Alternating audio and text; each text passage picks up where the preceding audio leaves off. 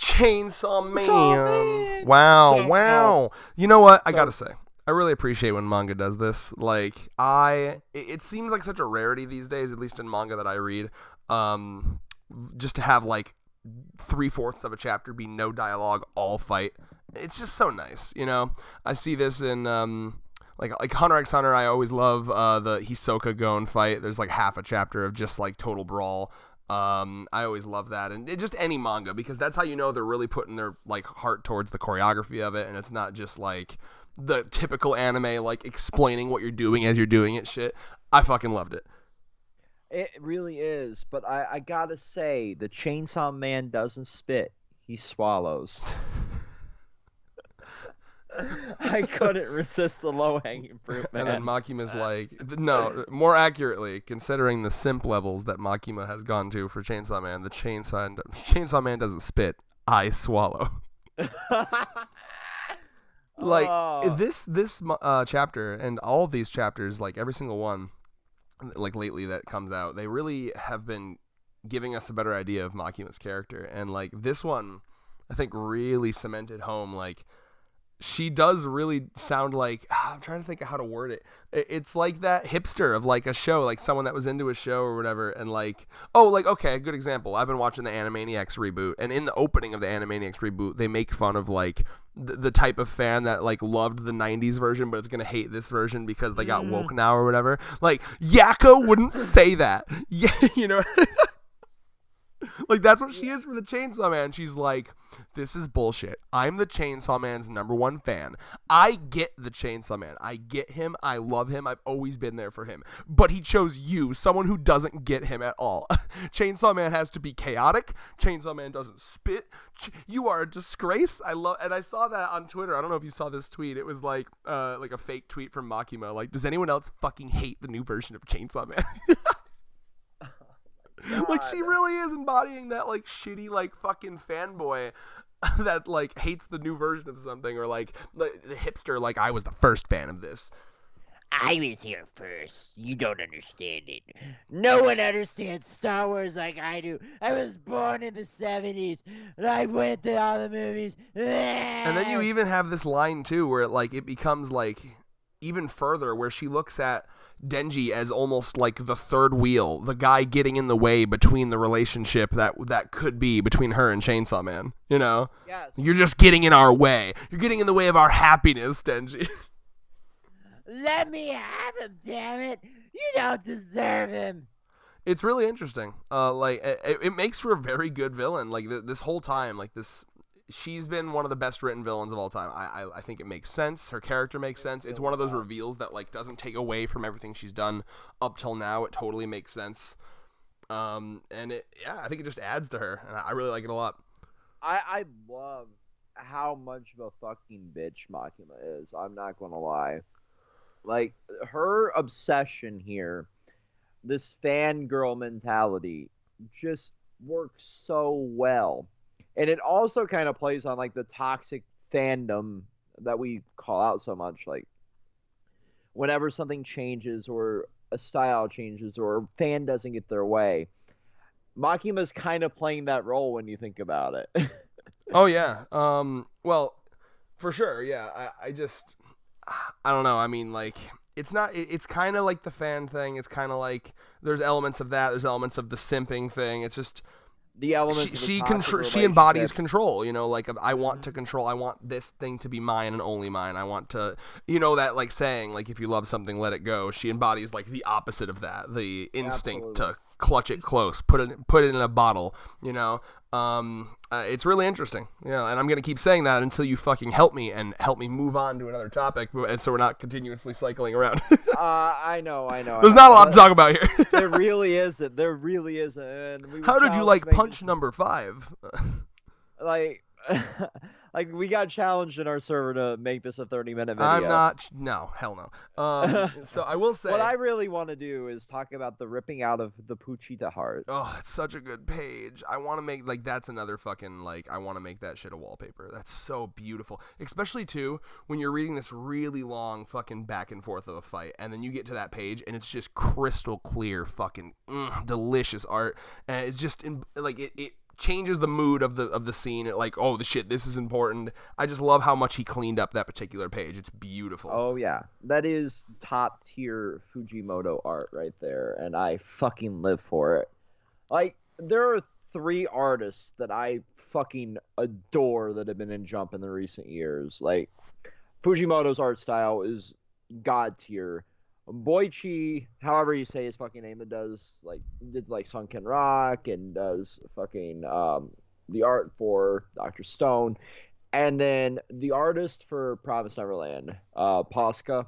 Yeah. I fucking love their art styles. They're all so unique and different, but they every single time that they put forth the maximum effort, you have wallpaper worthy art. You have this beautiful fucking spread of god tier, belongs in a museum style art. I love Puchetta as a heart too. It's so interesting. Like, Right?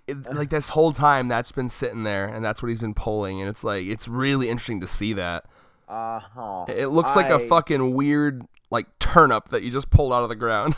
It does. It's like those fucking turnips from like Smash Brothers, you know, that like Daisy and Peach pull up and they got like faces on them. It does look like that. Ah. What it was reminding me of was like the Waddle Dee and Kirby.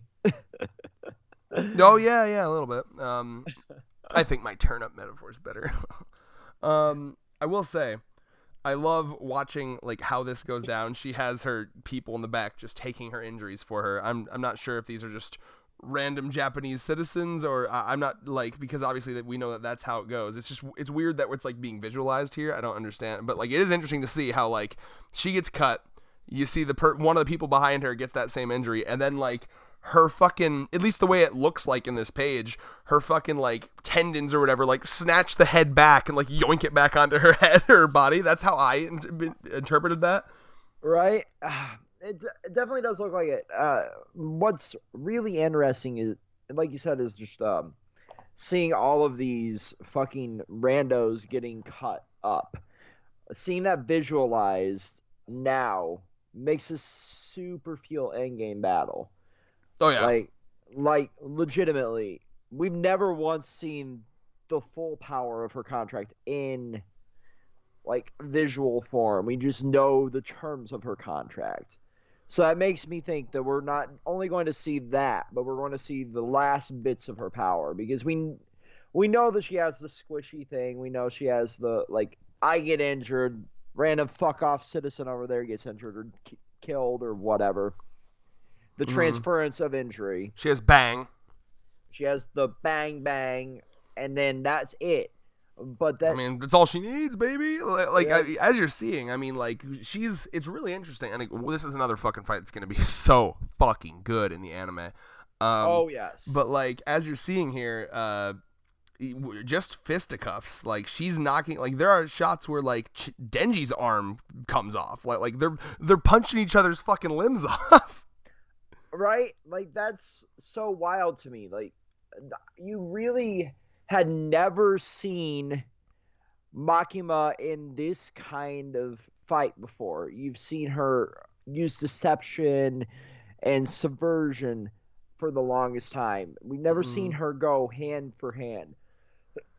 And I love it. And again, like there's a lot of interpretation to be done here because it is manga, but like I said, I did interpret it as like the organs or the tendons almost like grab the body and like twist it back down. So like there's a shot here from pages 8 to pages 9, page 8 to page 9, where he cuts her in half, and then she, her bottom half is separate from her top half, like, and there's like organs strewn everywhere. But then the next page is her like fisting him from behind. So like I can only assume that like he spins around, cuts her in half, and then she comes back down, like connects behind him, and then like does that. So like, you just imagine how this looks in the anime, like just, her getting like just eviscerated, reforming, fucking punching him again. It's gonna be fucking interesting. And then she basically just like punches the fuck out of his chest until she finds that heart and rips it the fuck out. And you can see this final page before the double page spread. She's like, it looks like she's digging around in there, like, and there it is. Yeah, absolutely. Like, what I want to see is you know those like anime previews that have been going around YouTube for Chainsaw Man, like where they're doing like openings and stuff like that. I want to see somebody like animate these few panels for one of those. You know Yeah, what I I mean, if mean? you wanted, you could do a really someone that's like got really good understanding of like choreography and shit for sure. It'd be really awesome. But if not, I have a feeling within like a year or two, we'll have an official anime of it. Oh yeah. You know what I mean though? Like those have been hype as fuck. You Yeah, know? like do one of the So like fan endings thing, incorporating this scene. Yeah, absolutely. So Fine, one of our Discord server members put in like predictions for the next fiscal year of Shonen Jump, and like the I'm taking a screenshot. He took the username out. Thankfully, otherwise it would have been disappeared from our server. But like all the predictions for next year's Jump's schedule, right? And then this person was predicting like summer 2021 for Chainsaw Man anime. makes And sense by to me. then, like we'll have the whole series, you know, in Yeah. serialization. And And it's and also I predicting imagine that. this is going to be the type of anime that you're getting 2 to 3 chapters adapted per episode. So like by the time that shit starts, like if it starts in summer 2021, by the time you're hitting like Christmas, unless they're going to do 2 seasons or maybe just do it all in one run, I don't know. But like Oh yeah, they're more than likely going to Hunter x Hunter it. Like there's no need to do multiple seasons for this yeah, I feel like series. this could be just a one and gun. Because if it's gonna have 100 chapters, like you divide, let's see, 100. Like if you really want to go fucking like fast with the pacing, which I imagine they could, because like I mean, look at this chapter, right? So like let's say, hey Siri, 100 divided by 3. Oh, it didn't hear me, and the people are gonna be like, "Duh." So listen, I know what it is, but I'm scared to say any number because like, what if I'm somehow wrong, and then you guys are gonna be assholes, all right? All right, It's yeah. our comment section. They're never assholes. So like if you did fucking 3 episodes, or excuse me, 3 chapters per episode, you could literally do it in like 35ish episodes. Exactly. Like so I have a feeling they could do like basically, let's say, cuz that'd be a bit quick. So let's say an even like 40 episode anime. You could easily fucking do Chainsaw Man with. Oh yeah, absolutely. Like I would love to see it done in 52 episodes, but Let me actually check how well, just you got to think about all the chapters that are just fight. nothing really happened. Well, yeah, like they could. Fight, It's gonna go fight. so quick. So how many episodes did Death Note had? They could probably do something like that. Hey Google, how many episodes was in the Death Note anime? Death Note has 37 episodes. 37. Mhm. Yeah. So like something like that, maybe a little longer. So that proves that you can have like shit where it's not like seasonal, because I'm pretty sure that ran all like back to back to back. It did. Yeah. Basically. So yeah, no, I'm hyped for it. But yeah, beyond that, There's fucking nothing to talk about. I think in I the had video. one more thing. Let me go back and check. Oh fuck. Covered all the points for this one, my guy. I thought I had something else. Well, she does do another one of the pathetic meme faces. Yeah. Like I love Pathetic. Chainsaw Man, but goddamn, this was a quick ass chapter. Oh, that's like fine. I read this in like 2 minutes. From the top, make it drop. That's a quick ass chapter. Now get And a with bucket and a mop for that quick ass chapter. With Red's rendition of wet ass pussy. Who the Peace. fuck's texting me? Okay. Oh, it's Dylan. Is that peace? Is it? No, I had one more. I knew I had one more thing. It's this line here where she says, "How can I get you to give up on this world, Denji? How can I get you to turn back to Chainsaw Man?" So like that proves basically, as if we didn't already know this, but I do like the line, that this entire manga has basically been her attempt to get Denji to give up all will, because I think that was what let actual Chainsaw Man come out, was Denji just like, I'm done, I don't want to live anymore, right? So like I feel like Makima was so proud of herself, like, yeah, I had this whole systematic thing where I broke down your will and now it's back, and that's bullshit. What the fuck? You could really break this manga into really 3 very deep categories: depression, coming to terms with your own circumstances, And post nut And- clarity. well, that too. But no, like abandonment is the other one. Like, Mhm. what is there when no one else is around? Yeah. Like, think about it. Denji, right now, currently, really has nobody. Nobody that he's close to, nobody that's around, and he just wants to end this game that Makima's been playing Mhm. for. Well, that's why as stupid as it is, that's why I jokingly say post nut clarity. He's like, he's out of that fucking state of like simping over Makima, and he's realizing, it's like, people, everyone's had that experience where you date a girl and you don't realize she's shitty until like 4 months in or whatever. But was the 4 months worth of sex good? No, it's never worth it. I mean, in Denji's case here, I'm playing the role of Denji here. All Like, Denji got was a titty grab and a fucking saliva-y sucker. saliva, sucker, and vomit. Oh, and like vomit. a shitty movie date once. And it really wasn't shitty. It was a I know nice... it was a wholesome movie date. I'm trying to fucking play it up, all right? That's why, Yeah. no, Makima's great. And like, I don't remember if we talked about it or not, but like the last chapter where they're talking about crappy movies, that he tied that in to that original movie date they had. And to Makima, that shit's like a waste of time. But Denji sees like the value in like shitty movies. Like, yeah, there's something, you can laugh at them, you can discuss them. You know what I mean? Exactly. Like, I am a simp for shitty B movies, okay? If the world didn't have shitty movies, my life would suck. There's too many people out there that like, I don't know, they get too amped up about like the quality of something, and then like they're like refuse, like if it's not at least 5 stars on Yelp, I will never go to this restaurant. Like, man, like a bad experience is still an experience. If you go to a restaurant and you get some shitty ass food, that's a fucking story to tell, and add that to your fucking list of life experiences. 3-bean burrito gave me the worst shits. Dude, I had the biggest shit I've ever had today, bro. Not like I was on the toilet for like 20 minutes and just more kept coming. I looked down there and like it's like the pile when it's like so large that like you can't even like see the water. I was like, my God. My God, that's a massive shit. It was impressive, yeah, because like and I think it was because like I assume you feel me on this. I don't like shitting like at like different people's houses.